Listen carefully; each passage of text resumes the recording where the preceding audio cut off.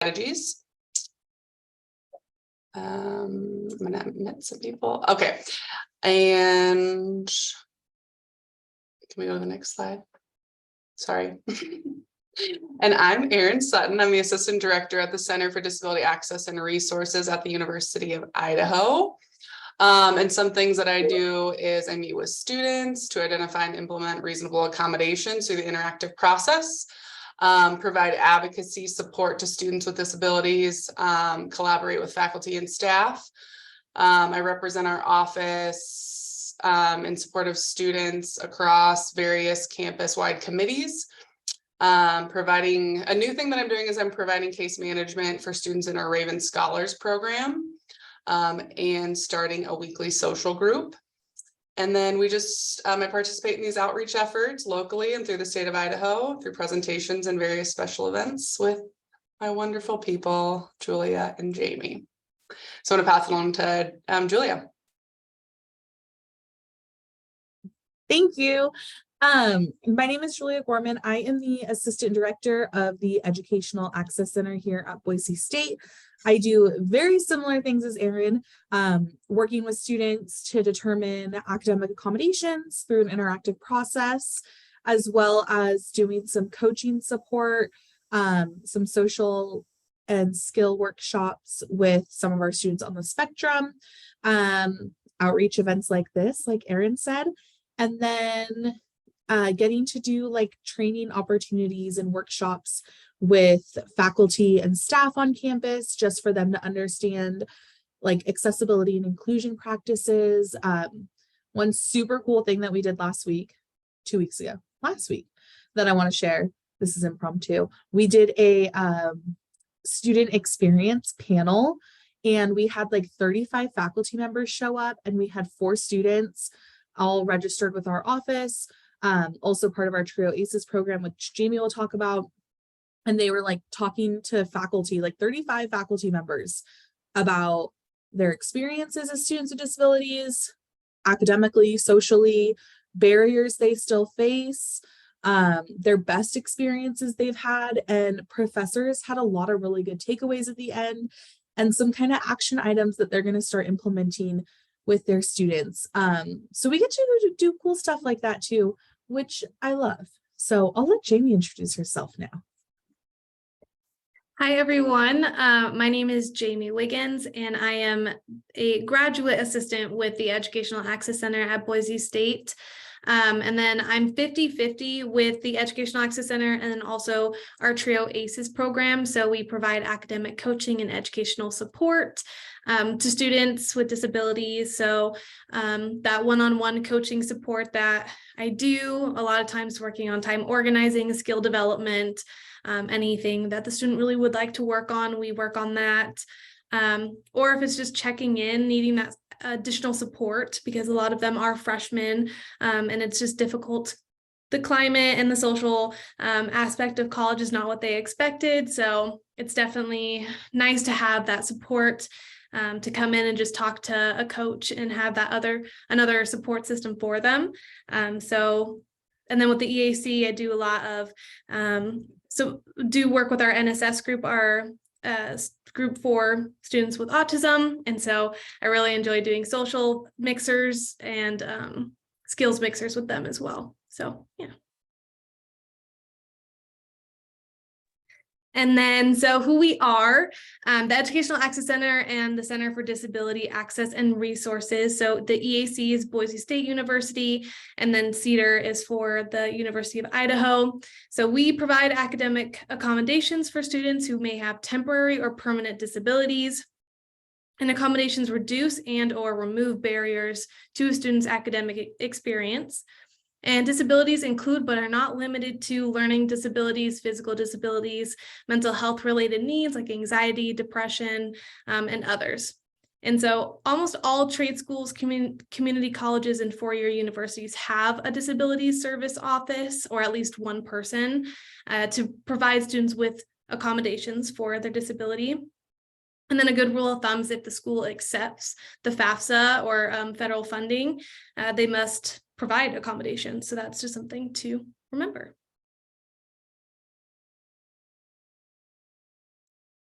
Thanks, Jamie.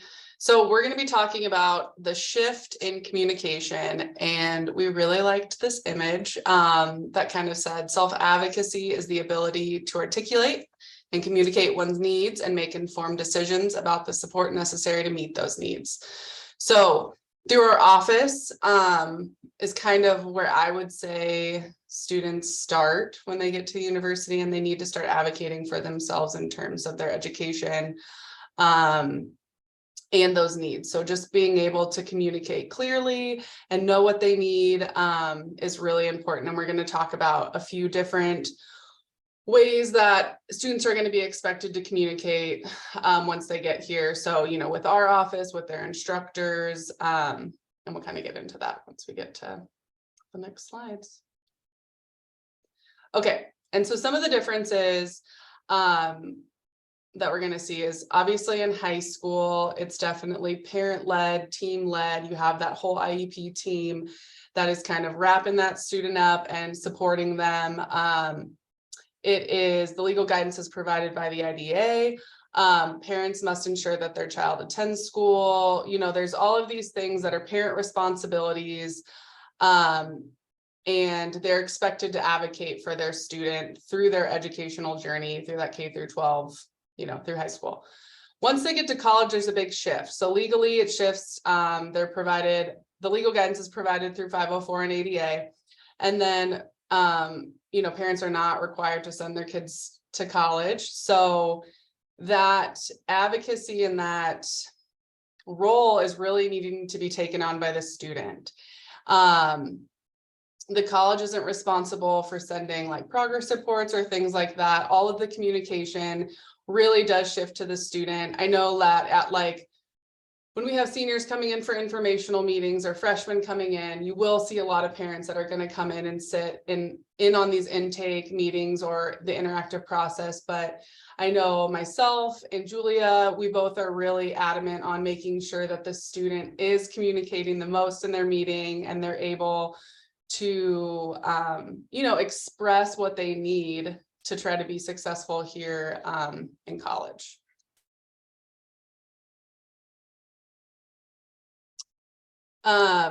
Okay, so again, some differences from high school to college in policies and procedures.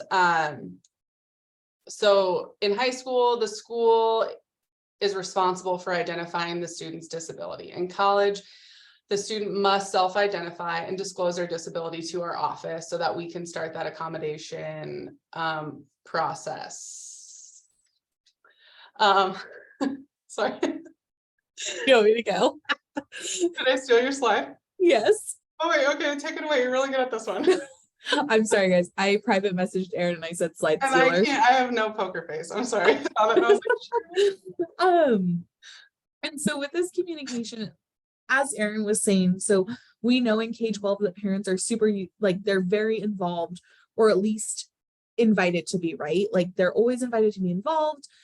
Whereas once we get to college, it's really the student the adult student who is the decision maker.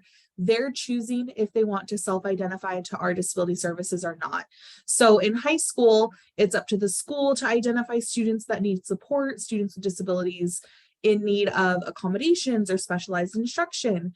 In college, the student has to self-identify, and they self-identify by reaching out to one of our offices and completing a typically request for services form. And it's really important that we allow the student to be the decision maker in this and complete that form. This is heavy on my mind because we've had a lot of tours on our campus lately. And a lot of the time what's been popping up is the parent has been filling out the form for the student. And so we try to contact the student to set up an appointment, and it's the parent's name as the preferred name, the parent's email, the parent's phone number. And that's an opportunity where we get to educate parents about this shift and how they're welcome to join in the meeting if their student allows.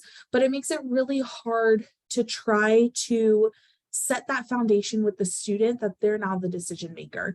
We understand that they are, you know, this is a big shift for the student, for the parents, and that the expectations are a lot different. but it helps when we can let the student self-identify, because they're the ones that have to, and be the decision maker to be able to really think through some of the information that we ask, which is what their disability is, how it impacts them, and accommodations they want to talk about. When it comes to documentation, so in high school and in K-12, the school must provide the assessments, classify the disability, involve the parents, do the eligibility. When we get to college, we're reviewing documentation. So IEPs and 504s do not transfer over, but we use them as forms of documentation to validate, yes, the student has a disability, and then be able to determine appropriate accommodations using that as a form of documentation. In high school, school staff is going to be talking about the student's academic progress with parents, sending out progress reports, all that good stuff. In college, the student is an adult. There's privacy and confidentiality protections. Even with a release of information, there's still things that we cannot share with parents. For example, the registrar's office, who houses transcripts and everything for students, they don't even tell students what their grades are over the phone. Students have to come in, or they have to go through the process to request transcripts. And so when it comes to the student's academic progress, it's really just the student who's notified. In high school, it's the school developing the IEPs, the 504 plans. In college, the student is first self-identifying through that request for services with the Disability Resource Office, such as the Educational Access Center or CEDAR, and then go through the interactive process, meeting with an access coordinator, talking about their learning, their experience, strengths, barriers, effective and ineffective accommodations, and reviewing that documentation to then determine accommodations and request those for their classes. In high school, it's up to the school, of course, to provide that free and appropriate education with services, accommodations, and guarantee success. In college, it's the student's choice to come here. They're acting as independent adults, and it's up to them to, again, obtain accommodations and structure and really advocate for themselves and what they need. And we'll talk more about kind of that communication and other strategies. Again, the high school or in K-12, schools must coordinate all services and monitor progress, whereas in college, again, it's just accommodations. And I don't want to say just accommodations, but it truly is. When you think about an IEP, it has present levels of performance, it has grade level standards, it has goals, how instruction's being delivered, what specialized instruction the student's receiving, and then the accommodations for academic and for state testing. In college, it's really just that piece of accommodations and what accommodations are reducing and removing those barriers. It's not changing the academic coursework. It's not changing what the student's doing compared to their peers. It's providing access. And so that's why it's really important when we're talking about communication. Everything's falling on the student. And I know that it's kind of like well, duh, Julia, they're in college. Everything is going to fall on them. But we're just trying to convey to what level it falls on the student. It's not saying that they're doing it without support. We're here to support them as advocates. Of course, they may have other adults in their life that may support them, but it's the student that has to make the contact. So we may help form the email to professors, but it's the student making the contact. We may help, figure out where to request services, but it's the student completing the form, and so on. I'll let Jamie talk more about the courses. Yeah, so differences in courses, especially the high school to college. So the first one being class attendance is mandatory and monitored carefully in high school. In college, students are expected to follow attendance policies, which are in the syllabi for every class, but students aren't going to show up to every single class. So that's on the student and that's up to them. It's not really monitored. Some classes you do get points for attendance. So some professors definitely will do a little bit more of the mandatory and monitoring of the attendance, but not all professors do. So it's really up to the student when it comes to college courses.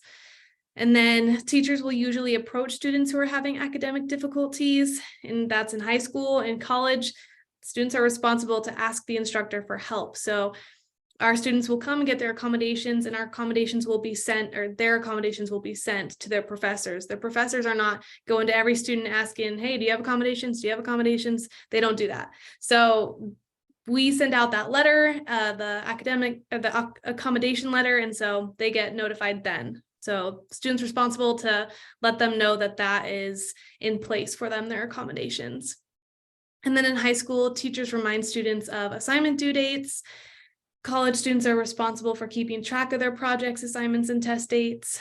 That can definitely be difficult. And some professors will, as the due dates come closer, they'll say, hey, just a reminder, so when this project is due in a week, make sure you start working on it, make sure it's being worked on. But not all professors do that. And so time organizing is important, knowing when those project assignments and test dates are due, breaking them down so that they're not so overwhelming. Some of us, me included, are procrastinators. So maybe waiting till the last minute is what we do. But, some people, they thrive when they have time and have spread out the assignments and kind of smaller due dates for themselves. So that time management piece. And then in high school, teachers will provide students with missed information when they're absent. College students must approach their instructors for information they missed when absent. So yeah, in high school, when you're absent, sometimes you let them know and they'll give you assignments to do so that when you come back, they're already done. Or when you are absent, you come back and they give you assignments. So we know how the high school absent missed information works, but for college, students, if you're going to miss a class, you email the professor, say, hey, I'm going to miss class. What can I do to make that up? But it's your responsibility as a student to make sure that you are in contact with the professor, seeing what they missed when absent. And a lot of times professors will post their PowerPoints online on Canvas or on Blackboard, whatever online service the colleges use, but not all do that. And so it's hard to know what you missed. So as a student, it's your responsibility to get that information. And then in high school, teachers many times will provide extra credit assignments to help students raise their grades. Extra credit assignments are not usually given in college. So yeah, depending, again, these are all circumstantial. Every professor is different.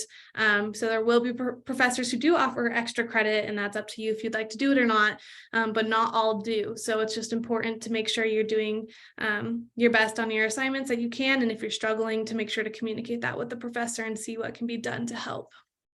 And then in high school, makeup tests are usually available. College makeup tests may not be an option. And so key is that they may not. It's not always not an option, depending on the professor. Some are very accommodating and will say, okay, well, we can open the test up again, but not all are again. So just making sure we know the differences between high school and college.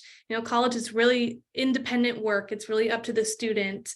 You don't have people telling you what to do every hour of the day. So just making sure you are responsible of your own work as a student. So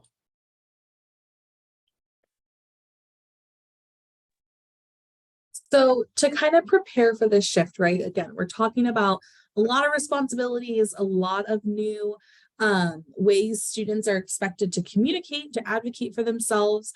One tool that we have, and this is actually linked on the very last slide under like self-advocacy strategies, is like preparing for the shift. And so these next two slides really prepare students to talk to a disability services professional about their accommodations. I also really like this as a tool to get students started for participating in their IEP meetings, leading their IEP or 504 meetings, and so on. And so it works as a template for students to work through that says I use an IEP or 504 in high school because my disability is. Now, I know a lot of the time, and Erin and I both worked in K-12 as special education teachers. I was in a middle school, she was at a high school. And I know sometimes we really don't like to use the word disability, right? We try that strength-based approach, but we can still be strength-based even with teaching students the language of how to talk about their disability and their accommodations. We can still be strength-based by also naming it. And so we really try to urge that disability isn't a dirty word. And so why does a student have an IEP or 504? Because a lot of the time we have students coming to us that maybe say, oh, I had an IEP in high school, but I've never been diagnosed with a disability. Or, oh, I have a learning disability, but I've never been diagnosed. And so, but I did have an IEP. And so making sure that students do bridge that connection, and it just helps them again in that one more step closer to being able to self-identify to us. So I use an IEP because my disability is, and then if they don't know the name, or they're not ready for that step, then they could say, because I face the current like learning barriers. And so we talk about how their disability impacts their learning. And these could be positive impacts, or these could be barriers. So maybe it's reading based. A student needs, support in reading, whether it's fluency or comprehension. Maybe it's more academic organization. So thinking about some ways that their learning is impacted. And then really evaluating their accommodations. And so having students getting comfortable talking about their accommodations and what they truly need, because we'll go over in the intake meeting with them effective and ineffective accommodations. So for example, a student has extra time on tests. Their reason for that may be because it takes them longer to read and understand questions because of their learning disability. And then on a scale of 1 to 5, it's 0 to 5, 0 never used, 5 very helpful. This is a 4 for a student, extra time on tests. And then something that they should ask when they come to the Disability Services Office for that initial meeting. Do I need to tell my professors I get extra time on tests, right? Because right now in K-12 and in high school, it could be their case manager sending all the accommodations, or it could be the student. So what are the expectations once I get to college? Who notifies them is a great question. And so going through an activity like this where students are really thinking about what my accommodations are, what is the reason for it, and how helpful and how useful it is can be really empowering for students. And really think like, okay, yeah, this is an accommodation I need, or maybe this is an accommodation that's been on my IEP for 5 years, and maybe I actually don't need it anymore, or it needs to be adjusted. And so this can be a very helpful tool for students. Related to that, so students, the only person they have to disclose their disability to is the Disability Resource Office. They will never have to disclose their disability to a professor. They only have to do it to us. So when we send out accommodations, professors only know what the accommodations are and who their coordinator is or who to contact for questions. They don't know why the student has those accommodations. We encourage professors to talk to students about their accommodations and how they'll be met in the class, but we also encourage students to just talk to their professors about those accommodations. And so this is a tool that was developed just as a quick kind of template for students to be able to refer to if they were going to talk to their professors about their learning, if they were going to talk to their professors about their accommodations. And so this self-introduction and this example, let me backtrack, is from a high school age student that came to a week in the life of a college student program that was on Boise State's campus a couple of years ago. And so this is actually what the high school age student had said when we were working with this tool with the student. So all identifying information is omitted, but I think this is a good example because this was from a high school senior. So the senior had some aspirations to be a doctor. So they thought, okay, when I meet with a professor, I want to tell them a little bit about myself. So my name is planning on becoming a surgeon. Their goal is to get a 4.0 their senior year of high school and to get their doctorate degree in the medical field. Then explain how they're impacted as a learner. Now, this student, notice they don't tell the professor what their disability is, because again, the students do not have to disclose their disability to any professors, but they can talk to them about their learning if they choose to. So this student wanted to share that their disability affects their learning because of their fine motor skills. It makes it harder for them to read their notes because they have bad handwriting, because their hand hurts when they write too much. It makes it hard for them to study and pass tests if they have to write the notes rather than type them, because again, of the bad handwriting and just the pain that's caused. Gets anxiety taking tests or presenting in a larger group, and prefers to present and test in smaller groups. And so some of the accommodations that the student may have had on their letter is more time on tests, test in a smaller group of people, presenting things in a small group, type instead of write, and getting a copy of notes. And so this student said, you know, if I can type them, if I have technology that I use, I won't need the copy. But this is a high school senior that thought, you know, when we did these mock discussions with professors, this was the information they wanted to share. They didn't share disability, they didn't share their disability, but they did talk about how their learning's impacted and what accommodations they need because of that impact. So I think this is a good example of what students can do currently to kind of get comfortable talking in IEP meetings, talking with their teachers, and then use those advocacy strategies and communication strategies once they're here in post-secondary, because they're going to be expected to communicate a bit more. I'll let Erin talk more. Okay, thank you. And so another example of communication with an instructor would be just simply like being able to use their accommodation. So letting them know that they want to use it. And this would be a sample that we've sent out to, you know, that if it's, yes, this is a sample, you know, I don't know what I'm trying to say.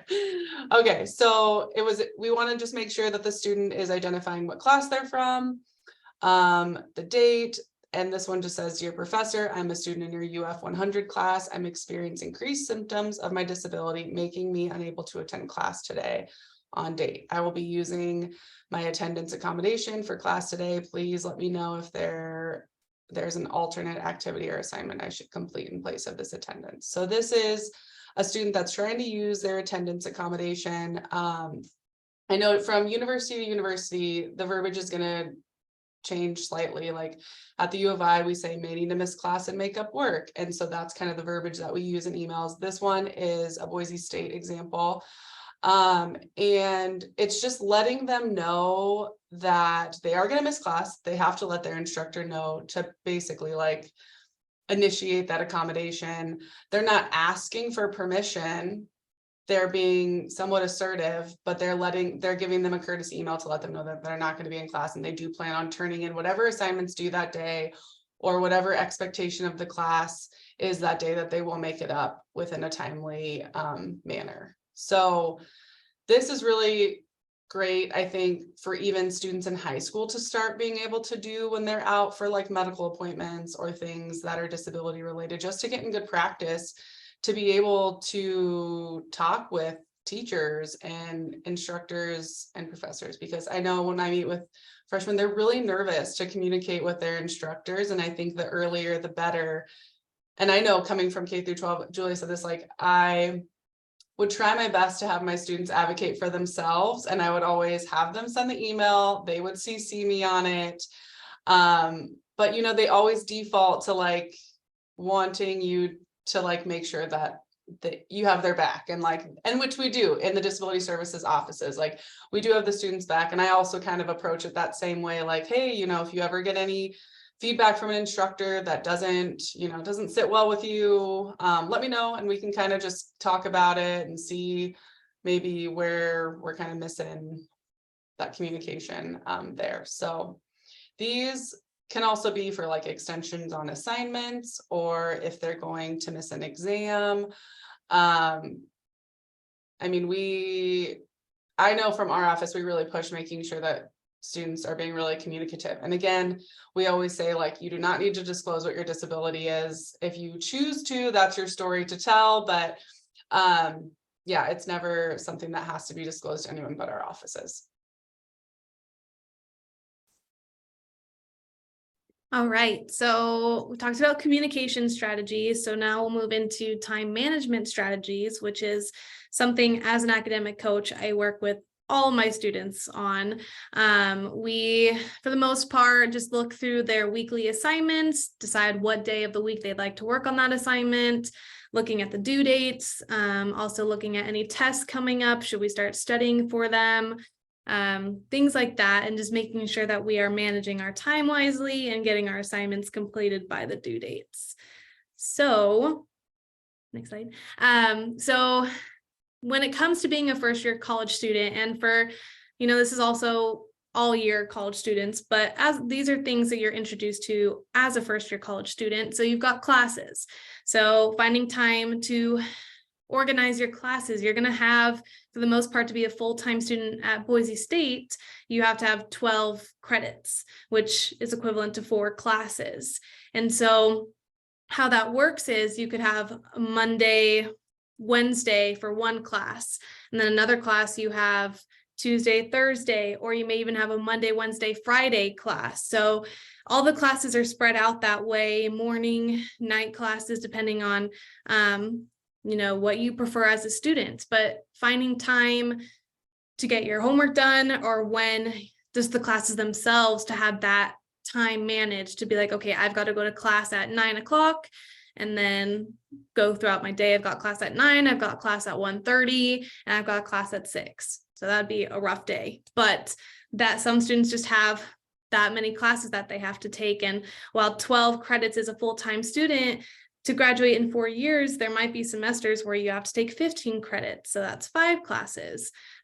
So you could take more, take less, depending, especially for some students, taking less may be a more beneficial route to take.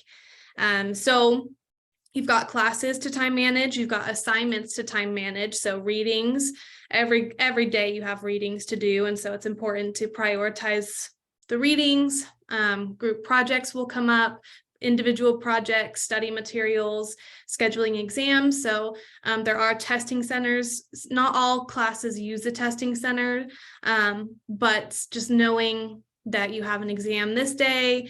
If I have to use the testing center, I need to schedule at the testing center for the date that my professor has chosen for any time during that day. So time managing that as well. So you've got classes you need to time manage, you've got assignments. And then also some classes may be difficult. If you're not a math person like me, then you're going to need some tutoring. So the Math Learning Center is definitely helpful to just go to and talk with some people who could help you understand the material better. So just adding that into your schedule, your weekly schedule of, I need to go to tutoring on Wednesday because I don't have my 6 o'clock class that day. Just seeing what your days look like and finding time for those added resources. So you've got the Math Learning Center, maybe you have an essay that you really want edited, so you'll go to the Writing Center, or just peer support, coaching, kind of finding time for things like that. So we've got to manage tutoring resources as well. And then professor office hours. So your professors for all classes will have specific office hours. And if you're struggling with the material or with a specific assignment, or maybe they're not meeting the accommodations that you have, going to their office hours, meeting with them one-to-one and just talking with them. So say their office hours are on Mondays and you've got a full day, then maybe you'll take something off your Monday schedule, move it to Tuesday so that you could go to this office hour. And you don't have to go every week. It might just be once a week or one time because of the issue that has arisen. But, sometimes going to office hours weekly could be nice as well. Meeting with advisors. So as freshmen, you have to meet with your advisor, I believe once a semester. They put a hold on your account. So, just for the first year, I believe is how it works, but you have to meet with your advisors. And so your advisor helps you plan your classes for the next few semesters, understanding what you need to take, how many credits to take to graduate in 4 years, or depending if you want 6 years, kind of seeing what your schedule would look like. And then your specific major as well, what classes you need to take for it, what of the basic classes you need to take in order to even graduate from Boise State. So there's just so many classes to take into consideration. So finding time to meet with your advisor, that's another thing to time manage. And then health and wellness. So finding time to eat meals, take care of yourself, shower, and then exercise, movement, go to the rec center, or go for a run or go for a walk. Just finding time for yourself, the health and wellness piece, because if you're not taking care of yourself, you're not going to time manage anything. It's just going to be sleep. And then that's okay sometimes, but right, like that your classes and your assignments will start to go down, like your grades for them. And then extracurricular activities. So if you're a very social being, then being a part of a club or being a part of a sports club or in a sorority or a fraternity or other campus activities, you've got to time manage that as well. So especially that first year, there's just all these things that are being piled on that you didn't really do by yourself. You had people kind of time managing for you.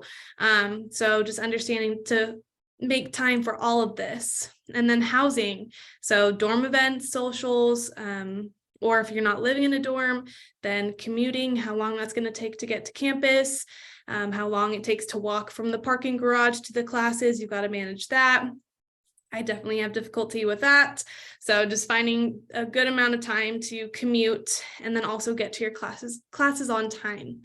And then the last thing is work. So not all college students experience this, but for those that do, it definitely is a factor for time managing. So making sure that you've got time for work, your classes, your assignments, and also just your mental health and your wellness, and making sure that you're meeting your needs in order to meet the rest of these other needs of the extracurriculars and the office hours and meeting with advisors. So time management is very difficult for a first year college student, and I've noticed that, which is why all my students need support in it.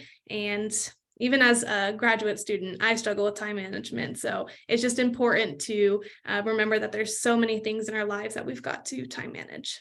So, yeah. Thanks, Jamie. So kind of going off of that, all of the things that come along with being like a fresh, new freshman college student, the list goes on of the things that they're going to have to learn to time manage. And before, they're definitely, I would assume that many were getting assistance from parents and teachers and case managers and coaches and things like that.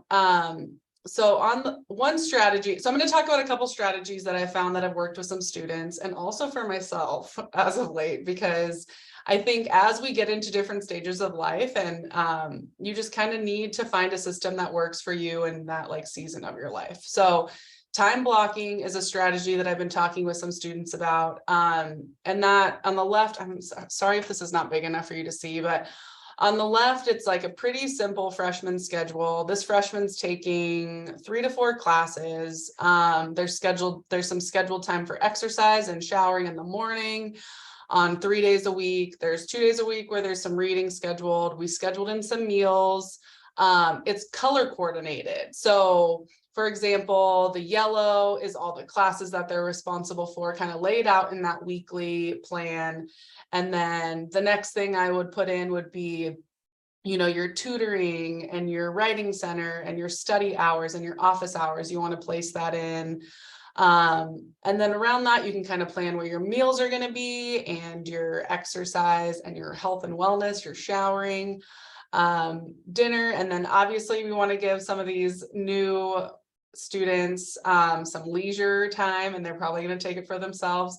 So you'll notice I left the weekend blank because I'm not sure what college freshmen are doing on the weekend, but I'm sure we could put in some study hours in there too. So that's just kind of an example of what time blocking could look like for some students. And I really think it could be even something that you could incorporate now with high school students, those that are going to classes, just putting in their daily schedule and then, or blocking it out as school. And then what are they doing after school, when they get out at 3 p.m.? Do they have to go to practice? Do they need to go pick up a sibling? Kind of where are they fitting in their study time? Where are they starting to fit in some of that like health and wellness, their rest? We know sleep's really important too. And then on the right is like a more advanced version of time blocking. So this is someone that it appears to be in grad school who really has this time blocking thing down. They were able to really fill in where they're getting some of their writing in, some of their gym and like leisure time. So time blocking is particularly useful, I think, if you try to frequently multitask, which I think, as we most of us know, we cannot. There might be the rare few that can. And then just trying to help focus on one task and reducing distractions. So those blocks of just really committing to like, you know, this is going to be math tutoring from Fridays from 2 to 4. Every Friday, I'm going to go to math tutoring and just committing to those tasks. And I think time blocking is also really important for people who want to be like intentional with their time and just making sure that they're using their energy in the right spaces of their day. And then also just for people that struggle with managing time altogether. In the professional setting, I know like we time block naturally just through our calendars. So it could also be helpful in a roommate situation where, you know, if you like posted this up on your wall, you know, your roommate could see that you are going to be busy from 3 to 5 on Fridays and that you want to really get your math completed, or you want to write some essays on Monday from a certain time. So it's also kind of for the people that are around you to see that you are trying to like stay to a certain time frame and get your task completed as you need to. Time blocking also requires a weekly review of your schedule to prioritize tasks. So I think that's really important when I'm meeting with students around this time, especially. Midterms have just passed. We're kind of at that point where it's like the middle of the semester and they've kind of lost their groove a little bit, some of them, and they're just really panicked and they don't really know how to get back on track. And so I've been really trying to hit like, okay, well, let's sit down and like make a schedule of what needs to be done, how you're gonna get it done. Like basically, I just think it's a great weekly plan to have in place for really anyone, but especially college students. Okay, next slide. The other strategy that has been helpful for some students and other people is a post-it note strategy. So there's like a few different ways you can go about this. Again, it could be like a weekly visual board where you have Monday through Friday planned out and you have just tasks that or obligations that you have that are really important. For me, I like the post-it note strategy because I get a lot of gratification, and like once I complete something, I can like crumple it up and like throw it away. And that makes me feel really good. And then there's also on the right, you're going to see a category board. So you could break it down by classes if they wanted. They could break it down by like different areas of their life, like classes, you know, practice, or like sports, life, notes, readings, exams coming up. So just different ways of organizing tasks and obligations that need to be completed. So there's the category board, there's the weekly visual board, chunking their day. That's also like having from like 8 to 11, I'm going to focus on English. And then, you know, again, it's all around their schedule and things like that. I don't know that chunking the day would be best for a college student. So that's why I kind of went with these two, a weekly and maybe that category board, I think could really be helpful. And then the last one I think for the post-its could be the importance from left to right. So just whatever your workspace is, just daily making post-its of what things are important to them and being able to just kind of crumple them up and put them away as they get through their tasks for the day. So those are just some strategies that we share with some students that are struggling with time management. And it is quite frequently that I get my like question to them is always like, so how's it going? How's time management? Like terrible, horrible, awful, like all of those adjectives. So yeah, just wanted to share some strategies that have been working for some of our students here, and hopefully you guys can start integrating some of those if you'd like.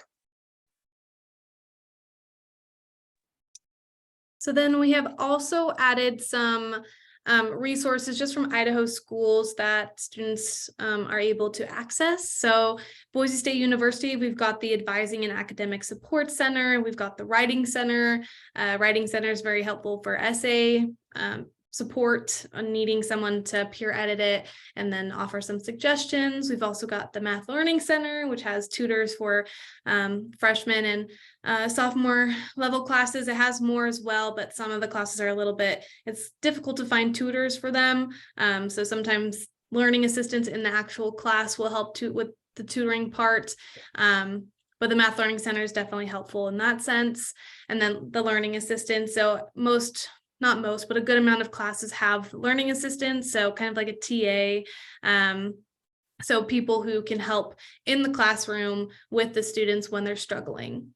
And then we also have TRIO programs. So of course, ACEs, academic coaching and educational support.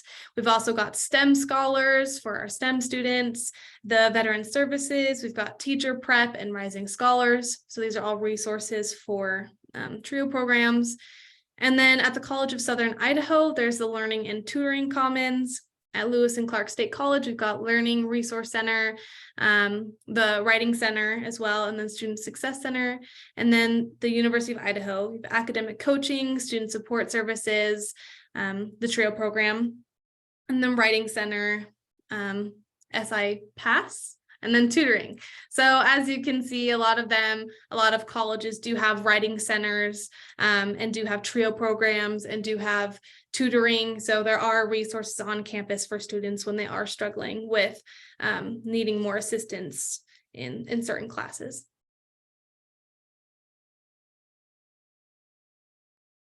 Right. Thank you, everybody. I just put a couple notes in the chat about some of the resources that Jamie had shared, because they're available at first, it provides more of an in-depth description too, but they're available at many schools. It's not just those 4. We just want to share some examples of what is available. And thank you, Dan from College of Eastern Idaho in the chat. He added some additional resources. Dan, I'll add these to our slides as well. Are there any questions? So any questions or anything anyone else wants to add?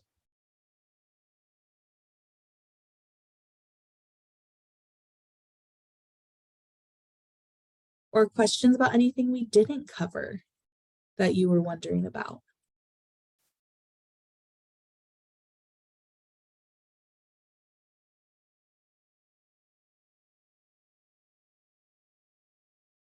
Right. Let's see.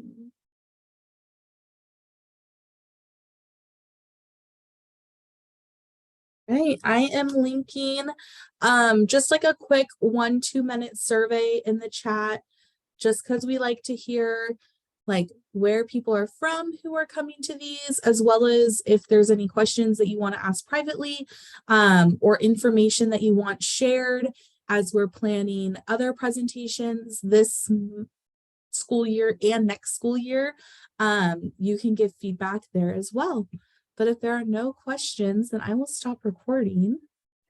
I'll ask a question, Julia. Oh, yes, Dan, go for it. So you kind of just touched on this. Do you guys plan to do these over the summer as well? Or are you guys going to end with the school year, or what's your plan there? So far, we don't have any plans to do these over the summer. We are kind of going with the school year, but if people were wanting some summer sessions, then I know I'm open to it. I'm sure Erin is as well. I just do what Julia tells me to do. I'm not trying to give you guys summer work, but we're all here anyway. So Yeah. That's true. Yeah. Thanks for having me at this. These have been really helpful to see what you guys do, and I appreciate that. Dan. Yeah, thanks for coming. Stop the recording.